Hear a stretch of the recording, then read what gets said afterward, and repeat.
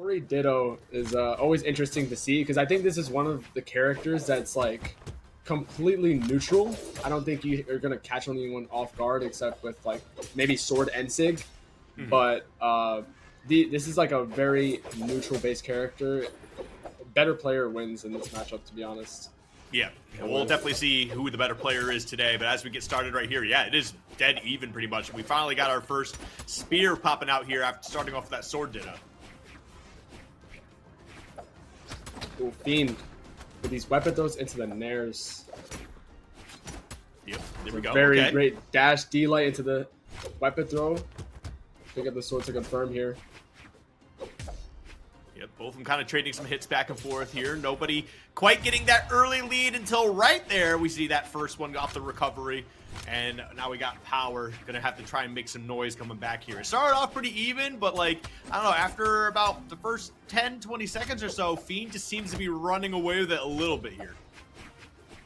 Yeah, Fiend already having a big lead with his sword. Hitting that D-light recovery, trying to juggle. He's just stacking up the damage right now. Power really needs to find an approach here. Okay, disarms Fiend. You're having the edge guard. Let's see if we can close it. Misses that D-light. Now, Fiend back to the center, getting the spear. Yep. D-light recovery. That's going to close out Fiend's stock, but Power is in the orange here. 1 minute, 30 seconds in. Yep. Yeah, no, very good stuff so far. And now it's just kind of back to neutral-ish a little bit. I mean, there's a little bit of a damage differential here, but we'll see if Power can find a way to kind of push that back into their favor. But right now, man, I would just say Fiend's looking pretty good. But as time goes on, Power just looks a lot more comfortable. Yeah, definitely. I think Power has a bit, like, I've seen Power play many times, and I think he has one of the best neutral I've ever seen. He's really good at his movement, and he's been playing Hattori for a while, so... but I mean, both these players have been playing Hattori for a while. So it's definitely very cool to see both these players on their mains in a ditto. Yeah. Definitely kind of, you can see the difference in some styles here, like what ways they prefer to approach like neutral or disadvantage or anything like that.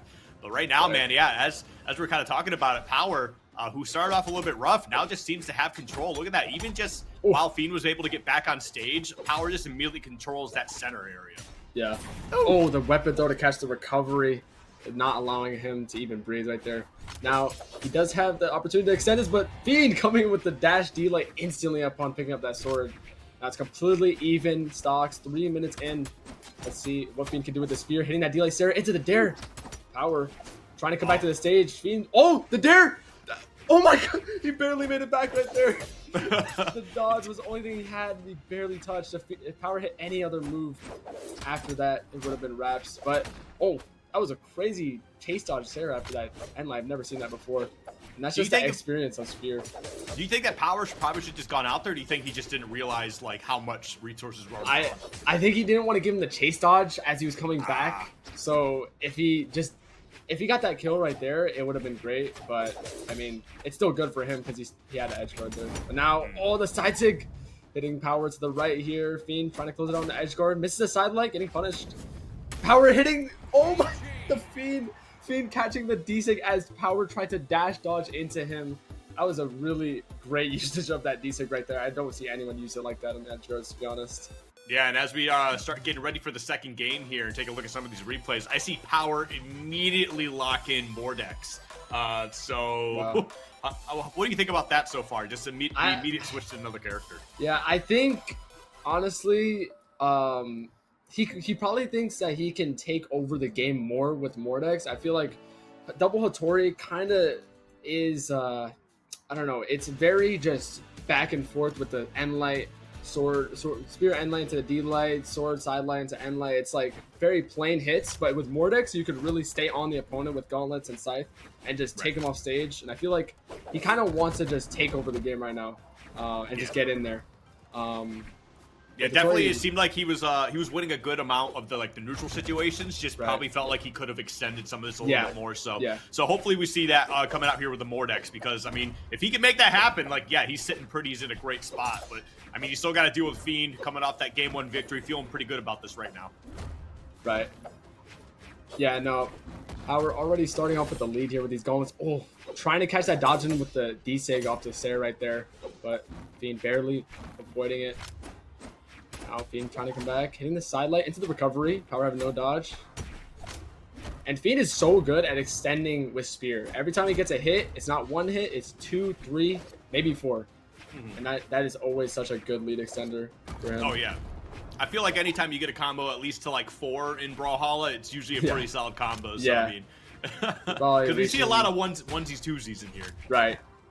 Especially with Hattori, it's very... Oh, that D-Sig punishing the end lane. But yeah, that was crazy. Yeah, no, with Hattori, you do want to... It's really easy to poke and get back just because of that speed and the range on Spear. Oh, hitting the reverse nair. He's going to go off stage for this.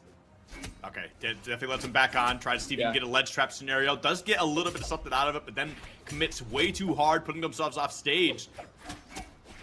Yeah, nah, right now he's building this lead. He doesn't want to really overextend.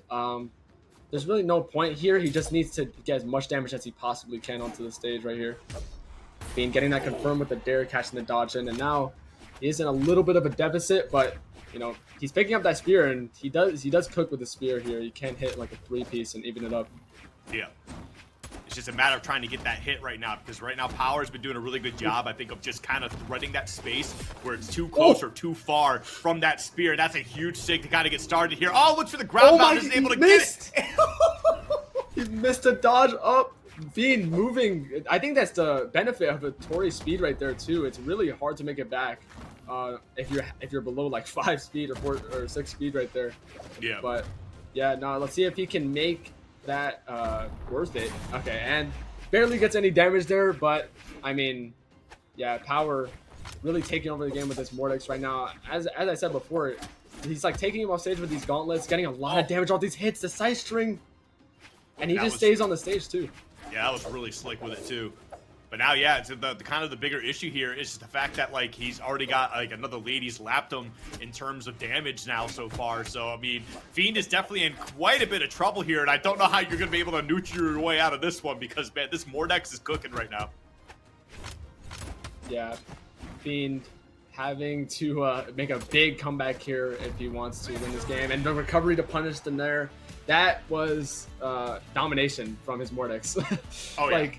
He definitely locked that in knowing he can just rush Fiend down right here, not allow him to breathe, and he went into that successfully, you know. He did not struggle with that plan right there that he had. And now it's 1-1.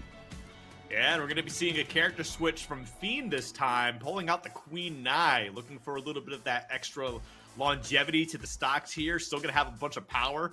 Going for that speed stance too, just for a little bit extra.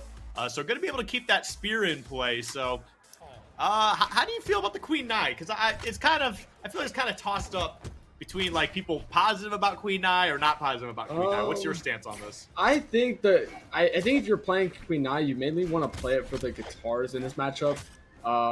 Just because I feel like Scythe and Gauntlet do bad to guitars in my opinion. If you can kind of just hold that center stage and really hit your side light end lights and everything. I feel like it's a lot of damage too when you're hitting them on Queen Nai because of that just 8 damage. And here he's already having him into the orange 30 seconds in, so see what he can do off of this situation. Yeah, and now we got that spear in hand, trying to get some additional hits here, trying to utilize some of that distance. And sorry, what were you about to say? I feel like this is where Queen Nai starts to struggle, where they want to kill because with Spear, you know, it's pretty fairly easy to kill with Spear, but with the guitars, and you're mainly playing the guitars on that side stick hitting, but you're mainly playing the guitars when you're on Queen Nai, and if you're not hitting those SIGs, you're not going to kill till very dark red. Okay, there we go. Now Spear in hand, going against the Scythe here. I like that little weapon toss there too, trying to give him a little bit of extra juggle. And now we see those SIGs coming out to play, reached so far. And Fiend has a nice little lead here. Oh, weapon toss gonna miss. Just still not be able to recover high enough to be able to keep that life going. But still, you got a great little lead here. It's just a matter of trying to get that weapon back in hand. There we go. We see the guitars come out. And now this might be some trouble for Power. Yeah. Now Power really needs to just hold his ground right now. Fiend getting a lot of he's doing a lot of guitar attacks right now, and a lot of them aren't getting punished. That's Sarah right there getting punished, but doesn't really get anything off of that end light. Now having the gauntlets in hand, Getting that D-Light for Fiend. Doesn't really extend it. End Light, and so many attacks are going out right now. Dares, Side Light, End Light, and Sig. Doesn't hit. Power dodging away. Let's go for that dodge and lead with the recovery. Doesn't work.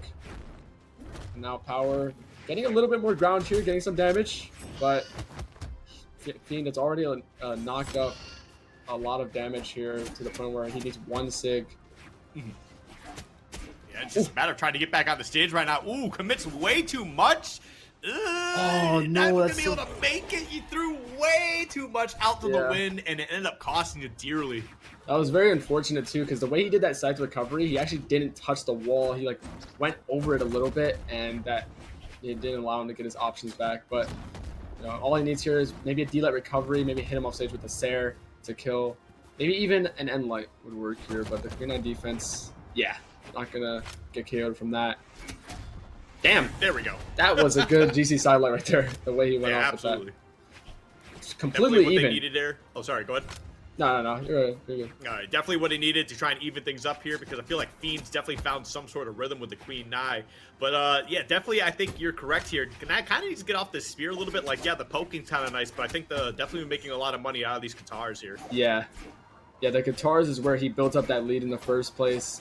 And we see here, he's not really landing any hits. He can't find a hit on Power's side. The spacing on that side light right there from Power was perfect. And he always likes to hold these edge guards right here. He doesn't want his opponent to get up. He constantly backs up damage in these situations. And Fiend is clearly struggling in these situations. He hasn't been able to touch the stage this whole time. There we go. Finally touches. But he's already in the dark red. Power only needs 1 hit here. Oh, yeah, I was looking for that Sig right there. I wasn't able to find it, but still just great stage control so far. But we do see the Katars in hand, but it does not matter if you're not able to get down to the ground to start pressing some moves, because that recovery is able to take out that final stock. And we see Power now taking another gain here in response. What do you do with your Fiend? I think the Queen Nai isn't the pick, to be honest. I think the speed is making it very, very hard to get back to the stage.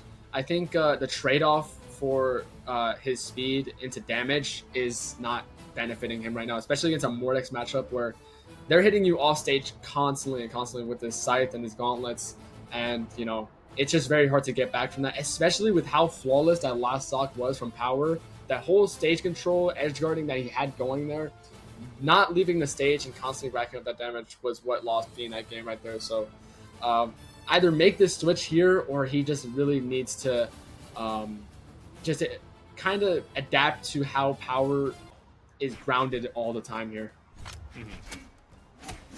All right, well, potential final game on Demon Island, playing here the whole damn time.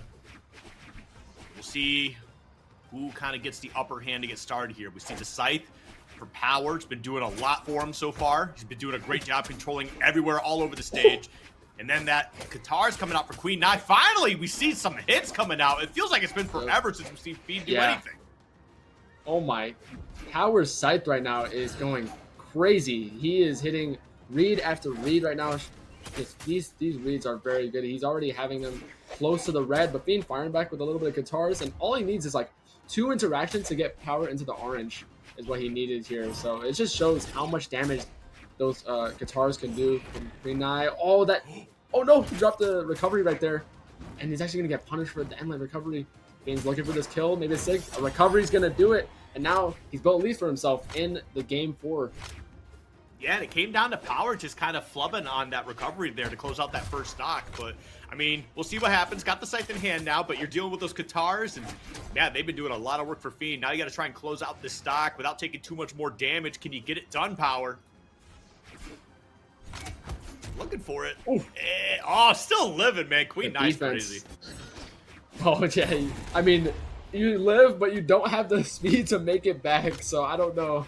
It's kind of a weird trade-off, especially against Mordex. Yeah, especially like going straight out to the side. If you went up at a bit of more of an angle, probably would have been okay, but fortunately, that's just not how this works at the time. So, yeah, great string. Getting a read, and these, I feel like he's reading this dodging from Fiend a lot, to be honest. Every time he hits him, most likely Fiend's going to dodge in from it there, dodges away because he's trying to get the center stage. Oh, the string hitting! Super good string right there, completely evened it up with Power. Oh, he hits the dare into the wall, and Nair's still chasing for it. The Nair, oh my god! He just went and ran him down right there, hitting him into the wall and going out off stage. And that was just a crazy interaction. He's brought it back with that. Fiend dropping the recovery. And this is already such a good lead for Power right here.